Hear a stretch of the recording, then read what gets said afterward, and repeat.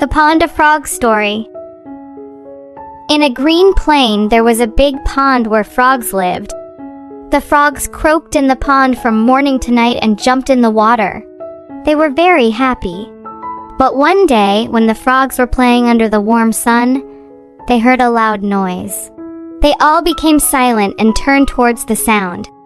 An unknown frog was standing on a piece of rock and shouting, "Quiet! Everyone be quiet!" All the frogs became silent and looked at the bully frog. No one knew him. It was as if he had just arrived. The newly arrived frog shouted, "I have come to this pond to live, and because my power is more than all of you, you must obey everything I say. Otherwise, I will throw you out of this pond." The rest of the frogs did not take him seriously. They thought this new frog was like the rest and did frog-like things.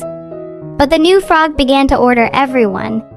Frogs do not have the right to play everywhere in the pond and make noise. No frog has the right to swim in the pond in the afternoon. At first, because they did not know him, the frogs feared him and listened to him. But the new frog became more aggressive every day. All the frogs in the pond were tired of him. That's why they decided to go to Baba Frog, who was very old and wise, to consult him about their problem.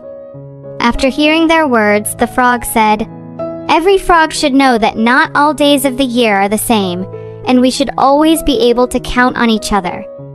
The frogs, who had calmed down a bit, returned to the pond and decided not to listen to the words of the bully frog anymore. But he continued to bully and interfere in the work of others.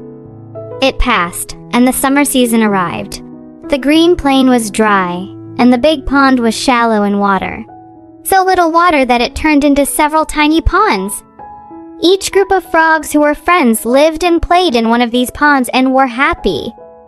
But the bully frog had no place in the small ponds, and no one would accept him. One day when Daddy Frog noticed the situation of the bully frog, he gathered all the frogs together and said, "See, my dear frogs, the skin of us frogs is such that it must be in the water, and if it dries, we cannot breathe.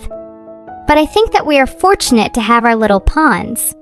But we all know that there's a frog that does not have a pond to swim in. Someone is willing to let him into his pond." The frogs looked at each other sadly. They didn't want any frog to be bothered, but the bully frog couldn't be tolerated either.